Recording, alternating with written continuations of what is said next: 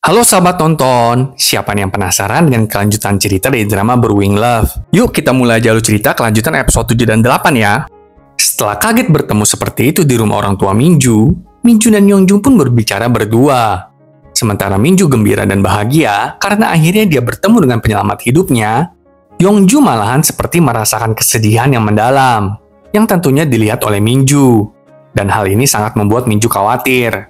Saat makan malam, Minju bertanya kepada ayahnya, mengapa ayahnya tidak pernah menyebutkan bahwa dia menjalin komunikasi dengan orang yang menyelamatkan Minju. Ayahnya mengungkapkan bahwa itu adalah permintaan Minju sendiri, untuk tidak berbicara tentang kecelakaan yang dialaminya saat itu. Saat Yongju bersiap untuk pergi dari rumah orang tua Minju, Minju meminta Yongju untuk tinggal dan berbicara dengannya. Tapi tiba-tiba Minho datang dan mengucapkan perpisahan untuk Yongju. Jadi Yongju pulang deh tanpa berbicara dengan Minju. Melihat tingkah Yongju, Minju makin merasa gelisah. Di rumah, Yongju merenungkan ketika dulu Yongju menyelamatkan Minju. Waktu itu, saat Yongju pulang ke rumah, Yongju mendapati neneknya sudah terjatuh di lantai. Yongju sepertinya masih diliputi rasa bersalah dan kebingungan. Apakah dulu itu dia membuat pilihan yang tepat? Keesokan paginya, Arum berencana untuk merayakan ulang tahunnya dengan pergi makan bersama dengan kedua orang tuanya. Tapi Arum kecewa ketika kedua orang tuanya datang terlambat. Gak sampai di sana, ibu Arum merasa membuang-buang waktu karena undangan Arum ini. Sedangkan ayah Arum sibuk mainan handphone untuk mengecek harga saham. Saat makan bersama pun mereka pun berdebat. Arum memberitahu mereka bahwa dia ingin menikah dan menjadi ibu yang lebih baik daripada ibunya. Mendengar itu, ibu Arum mengklaim kalau dia sudah memberikan semua yang terbaik dan premium saat Arum kecil. Arum bukannya tidak bersyukur, tapi dia merasa tidak dicintai. Karena yang diberikan oleh orang tuanya hanyalah uang, bukanlah kasih sayang. Namun orang tua Arum mengabaikan perkataan Arum, dan malahan pergi untuk rapat dan meninggalkan Arum sendirian. Namun di restoran yang sama, Arum melihat Chanwi bersama dengan 4 orang, di mana Chanwi menerima video call dari orang tuanya yang sedang jalan-jalan ke luar negeri. Ternyata keempat orang itu adalah adik-adik Chanwi, dan mereka sedang merayakan ulang tahun salah satu dari adik Chanwi. Dengan sedih, Arum membayangkan mengalami cinta dalam keluarga yang seperti itu. Saat Arum hendak pulang, dia berpapasan dengan Chanwi. Chanwi menyapa Arum dan memperkenalkannya kepada keempat adik-adiknya itu. Kemudian mereka pun berpisah. Sedangkan Arum pergi ke tos serba sendirian sambil memakan sebuah roti. Ketika itu tiba-tiba Chanwi mengejutkan Arum dengan memberikan setumpuk kue coklat kecil beserta sebuah lilin di atasnya. Hal ini tentu saja mengangkat semangat Arum. Keesokan harinya, Yongju dan timnya kembali ke desa untuk bertemu dengan Minju. Namun di tengah perjalanan, Yongju melihat anggota tim Minju lalu menyapa mereka. Mereka lalu bercerita kalau Minju itu sepertinya sudah kesesem banget sama Yongju. Setelah itu, Yongju berjalan ke pabrik bir Naro dan Minju menghampirinya. Tapi Yongju tampaknya menghindari Minju. Yongju seperti menjaga jarak, terbebani oleh rasa bersalahnya yang belum terselesaikan. Tim lalu bertukar pikiran tentang ide untuk bir yang baru, yang akan mereka ciptakan bersama dengan Minju. Minju kemudian bereksperimen dengan ide-ide dari seluruh anggota tim dan membuat resep bir baru.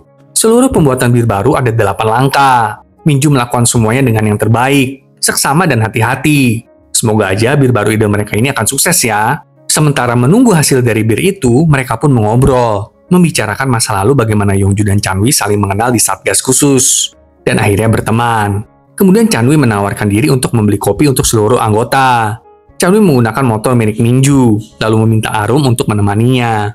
Selama perjalanan, Arum iri dengan keluarga Chanwi yang tampak bahagia. Tapi Chanwi mengungkapkan bahwa ia juga punya masalahnya sendiri. Chanwi bahkan kabur dari rumah. Candaan mereka yang menyenangkan berubah menjadi akrab saat Arum memeluk Chanwi. Hal ini membuat Chanwi bingung dan senang tentunya. Sedangkan di tempat lain, Yongju mengingat kembali rasa bersalahnya di masa lalu, dan merenungkan bagaimana ia melewatkan panggilan telepon neneknya saat dirinya menyelamatkan Minju. Sehingga Yongju terlambat untuk menolong neneknya itu. Minju lalu menemui Yongju dan menanyakan kenapa Yongju seperti menghindarinya. Minju meminta Yongju mengambil waktu untuk memproses perasaannya, tapi tanpa menghindari Minju. Yongju mengakui kalau memang dirinya banyak pikiran akhir-akhir ini, tapi berjanji untuk menata pikirannya, tanpa menghindari Minju. Percakapan mereka terputus saat Bom memberitahu Yongju kalau ayah Rao pingsan, dan segera Minju, Yongju, dan Rao bergegas ke rumah sakit. Di rumah sakit, Rao bertemu dengan ibunya, dan di sana dokter mengatakan kalau ayah Rao kena stroke iskemik dan harus menjalani operasi darurat sekarang juga. Dokter meminta Rao untuk menandatangani formulir persetujuan operasi, karena saat itu ibu Rao terlihat kalut. Rao pun jadi sangat panik. Tapi Yongju turun tangan untuk membimbing Rao menjalani proses tersebut. Dengan nasihat dari Yongju, akhirnya Rao dapat menandatangani formulir tersebut. Gak sampai di sana, Yongju pun membantu Rao menyiapkan segala perlengkapan untuk ayah Rao. Tentunya, Yongju bisa melakukan semua hal ini karena pelajaran dari pengalaman masa lalu Yongju sendiri ketika dia merawat neneknya. Gak sampai di sana, Minju juga diam-diam telah membayar tagihan rumah sakit. Rao dan Yongju mengetahui hal ini. Rao jadi gak enak banget karena Minju telah membayar tagihan rumah sakit ayahnya itu. Tapi Minju menyarankannya untuk menerima bantuan. Karena dengan kita menerima bantuan, itu mengajarkan kita agar suatu hari kita juga bisa membantu orang lain. Yongju juga memberikan dukungannya, dan momen itu memperkuat ikatan di antara mereka. Kemudian Minju menawari Yongju tumpangan pulang di tengah hujan. Yongju pun menyetujuinya. Dan ketika Yongju menerobos hujan tanpa payung, Minju segera melepaskan bajunya, menghampiri Yongju dan menundungi Yongju dengan bajunya. Perhatian Minju ini membuat Yongju berdebar. Saat sampai di rumah Yongju, nenek Yongju dari jendela balkon rumah mengundang Minju untuk masuk dan makan malam di rumah. Setelah ketiganya selesai makan malam, mereka pun menonton TV. Saat itu, Yongju tertidur. Melihat perhatian Minju, nenek Yongju meminta Minju untuk akur dengan Yongju. Minju lalu memberitahu nenek Yongju tentang perasaan sukanya kepada Yongju dan berjanji untuk menjaganya. Saat Minju membaringkan Yongju ke tempat tidur di kamar Yongju, Minju sedikit memeriksa kamar Yongju. Ketika itu, nenek Yongju meminta agar Minju membuka sebuah kotak di bawah meja kamar Yongju. Nenek Yongju menjelaskan, kalau 6 tahun yang lalu setelah Yongju selesai menolong seseorang yang kecelakaan di jalan, yang kita tahu itu adalah Minju, Yongju pulang ke rumah dan mendapati neneknya pingsan di lantai. Saat dibawa ke rumah sakit, dokter memberitahu kalau nenek Yongju kena stroke. Dokter mengatakan kalau neneknya datang sedikit terlambat. Hal inilah yang membuat Yongju merasa bersalah selama ini. Karena neneknya sakit begini, makanya Yongju juga mengorbankan mimpinya untuk melanjutkan jadi pasukan khusus. Semua demi merawat neneknya. Keesokan paginya, Yongju menemukan catatan dari Minju yang berisi permintaan maaf atas segalanya. Menyadari bahwa Minju kini mengetahui kebenarannya, Yongju memberitahu neneknya bahwa ia tidak lagi menyesali keputusannya saat itu. Ketika dia pulang terlambat saat neneknya pingsan. Karena hari itu Yongju telah menyelamatkan nyawa 2 orang. Mendengar itu, neneknya pun menjadi senang. Karena akhirnya Yongju bisa terbebas dari masa lalunya. Dengan merasa lega, Yongju pergi ke desa untuk mencari Minju. Tapi Yongju kembali menghentikan mobilnya karena melihat seluruh warga berkumpul. Yongju menghampiri para ibu dan mengetahui kalau ada tanah longsor di desa. Mereka khawatir akan ada hal terburuk. Kepala desa juga mengumumkan kalau seperti ada satu pria yang terjebak di gunung. Dan kemudian meminta para warga untuk memeriksa anggota keluarga mereka masing-masing. Mendengar itu, Yongju langsung mengkhawatirkan Minju. Tapi para ibu yakin kalau pria yang disebutkan kepala desa bukanlah Minju. Yongju segera bergegas ke rumah Minju dan Chanwi ada di rumah itu. Chanwi memberitahu Yongju kalau Minju sedang pergi camping. Karena khawatir, Yongju segera pergi ke gunung dan sampailah Yongju di tempat mereka pernah berbagi percakapan kemarin itu. Yongju akhirnya menemukan Minju dan langsung memarahi Minju karena Minju menghilang setelah menulis surat permintaan maaf. Yongju jadi kepikiran dan khawatir banget dengan keadaan Minju. Apalagi ada situasi darurat di desa. Yongju menegaskan, kalaupun dia kembali ke masa lalu dan menemui situasi yang sama lagi, Yongju tetap akan menyelamatkan Minju. Yongju lalu meminta Minju untuk tidak menghilang. Minju meminta maaf dan menjelaskan bahwa ia butuh waktu untuk berpikir, mencari tahu bagaimana caranya agar Minju tetap bisa berada di sisi Yongju, terlepas dari apa yang terjadi. Minju kemudian memeluk Yongju dan berjanji tidak akan pernah meninggalkan Yongju. Momen penuh perasaan mereka memuncak dalam sebuah ciuman yang menandai dimulainya cinta mereka. Setelah ciuman yang hot itu, Yongju melepaskan diri dan merasa malu. Karena melihat Yongju kebingungan, Minju dengan lembut bertanya apakah Yongju belum yakin tentang perasaannya. Yongju membenarkannya. Lalu Minju tersenyum dan meyakinkan Yongju kalau Minju akan menunggunya. Minju juga berterima kasih karena dulu telah menyelamatkannya dan meminta maaf karena Yongju harus menyelamatkannya. Minju secara nggak langsung mengakui bahwa dia sangat mencintai Yongju dan ingin selalu berada di dekat Yongju. Mereka pun kembali ke desa, di mana penduduk desa sedang makan bersama. Di meja makan, para ibu melihat Minju bersikap manis dan penuh kasih sayang kepada Yongju. Melihat itu, para ibu merasa senang. Kemudian, saat Yongju dan Minju berduaan, Yongju memberitahu Minju bahwa dia telah memblokir Minju. Karena Minju terlalu manis di dekatnya. Melihat reaksi Yongju, Minju menjadi sangat sedih. Keesokan paginya, Minju bangun di samping Chanwi, dan mereka mengenang malam sebelumnya. Rupanya, keduanya minum bersama dan membicarakan tentang perjuangan mereka dengan cewek-cewek yang mereka sukai masing-masing. Chanwi khawatir Arum mungkin menyukai pria yang akan ditemuinya untuk kencan yang diatur oleh konselor pernikahan. Sementara itu, Minju sedih karena harus menunggu jawaban Yongju dan khawatir tentang kemungkinan penolakan. Setelah mengingat malam itu, Minju memutuskan untuk menunggu jawaban Yongju. Namun Chanwi memutuskan untuk campur tangan dan menemui Arum, meskipun beresiko mengacaukan segalanya. Di sebuah kafe, Arum terlibat dalam diskusi dengan pasangan kencannya yang ternyata terlalu sombong. Selagi pria itu terus ngomong ngalur ngidul, pikiran Arum tetap tertuju kepada Chanwi. Ketika Arum melihat keluar kaca dari dalam kafe, Arum melihat Chanwi dan segera membatalkan kencannya itu, lalu pergi. Pria itu menjadi marah dan meraih tangan Arum, tapi Chanwi datang tepat pada waktunya untuk melindungi Arum. Keduanya kemudian pergi ke tempat favorit Chanwi, yaitu laut. Di sana, Arum mengajak Chanwi untuk berpacaran. Bingung tapi gembira, Chanwi mencium pipi Arum dan mulai melompat-lompat kegirangan. Akhirnya jadi juga ini pasangan ya. Keesokan harinya, Arum dan Chanwi kembali ke desa bersama-sama. Ketika bertemu dengan Yongju, Rao dan Bom, Chanwi mengumumkan hubungannya dengan Arum. Tentu hal ini mengejutkan Yongju, Bom, dan Rao. Mereka tidak percaya kalau Arum kok mau sama Chanwi.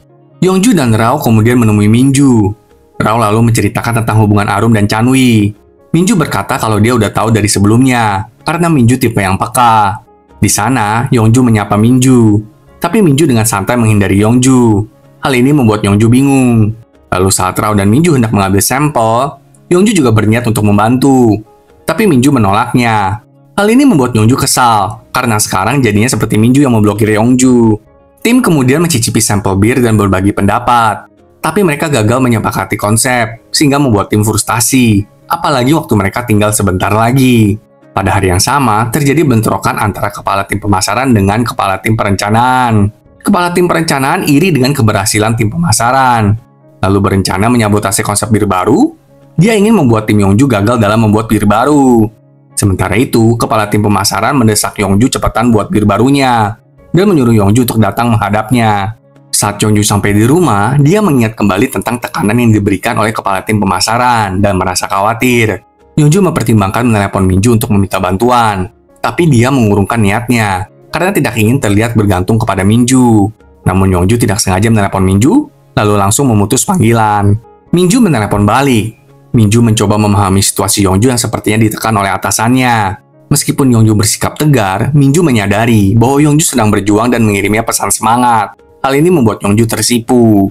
Keesokan harinya, sampel ketiga bir baru pun jadi, dan tim mengadakan rapat. Awalnya tim kembali merasakan mentok lagi setelah mencicipi sampel bir ketiga. Namun, setelah para ibu menyuguhkan kopi hasil desa kepada seluruh tim, Yongju jadi punya ide baru dan meminta seluruh tim untuk segera ke pabrik bir Naro. Yongju mengusulkan rencananya untuk menawarkan beragam rasa bir untuk memenuhi selera orang-orang yang berbeda. Ide Yongju diterima dengan baik oleh seluruh tim.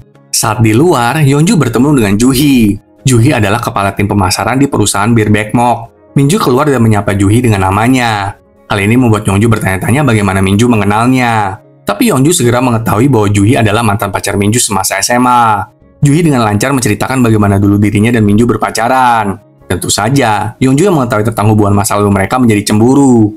Minju mencoba meredakan situasi, tapi Juhi terus membesar-besarkan sejarah masa lampau hubungan mereka. Dengan mengatakan bahwa Minju begitu baik sampai pernah mengikat rambutnya. Hal ini membuat Yongju kesal, dan dengan sarkasme mulai menyindir Minju. Karena kemarin itu kan Minju juga mengikat rambut Yongju. Yongju lalu pergi ke kebun untuk memetik daun, sambil menghayal dengan membayangkan jika dari SMA Yongju sudah bertemu dengan Minju. Aduh, Yongju ini ada-ada aja deh, kocak sih dia. Sementara itu, terungkap bahwa cerita Juhi tentang ikat rambut itu dilebih-lebihkan, dan Minju sebenarnya nggak terlalu memperhatikan Juhi segitunya. Minju lalu mencari Yongju dan mendapati Yongju sedang asik berhayal. Saat Yongju tersandung, Minju menangkapnya. Minju menggodanya dengan bertanya, apakah Yongju cemburu? Yang tentunya hal itu dibantah oleh Yongju. Minju kemudian mengajak Yongju berkencan, dan Yongju pun menyetujuinya, dan menganggap ajakan itu sebagai makan bersama antara kolega, bukan kencan.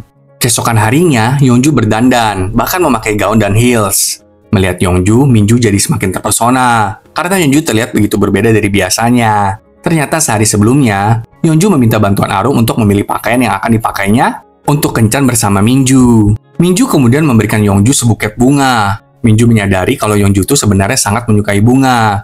Tapi Yongju bahkan tidak pernah menyadarinya selama ini. Mereka pun menghabiskan waktu berkualitas bersama, dan Minju mengantar Yongju pulang. Yongju dengan gembira bergegas ingin menunjukkan buket bunganya kepada neneknya. Tapi kemudian Yongju menyadari sesuatu yang buruk telah terjadi. Yongju bergegas ke rumah sakit, dan adegan beralih ke Yongju yang sedang mendiskusikan tentang pengaturan pemakaman. Nenek Yongju meninggal, sahabat nonton.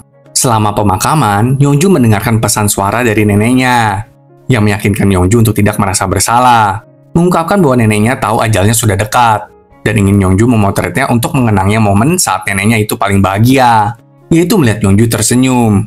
Neneknya meminta Yongju untuk tertawa dan bahagia sepuasnya, dan menangis pada waktunya. Meminta Yongju jangan memendam semuanya ataupun menahan emosinya, dan membiarkan hati Yongju yang menuntun jalannya. Neneknya pun berkata kalau suatu kehormatan bisa menjadi nenek Yongju. Yongju tentu sedih mendengar rekaman suara neneknya itu, namun dia berusaha tegar menghadapi semuanya ini. Didukung oleh timnya, Yongju tetap tenang selama pemakaman. Minju pun tiba bersama penduduk desa dan mereka memeluk Yongju. Minju menatap Yongju, merasakan emosinya meskipun sikap Yongju terlihat tegar. Tiba-tiba ayah Yongju muncul. Kilas balik mengungkapkan keputusan orang tua Yongju untuk berpisah dan meninggalkan Yongju dalam perawatan nenek Yongju.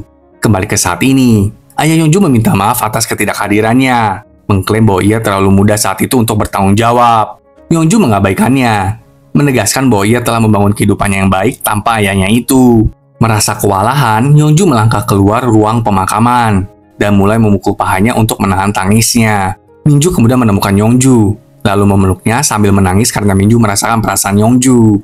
Yongju yang mencoba bersikap tegar akhirnya menangis sejadi-jadinya dalam pelukan Minju. Dia melepaskan semua emosinya yang terpendam. Bersama-sama, mereka menemukan kenyamanan dalam kehadiran satu sama lain.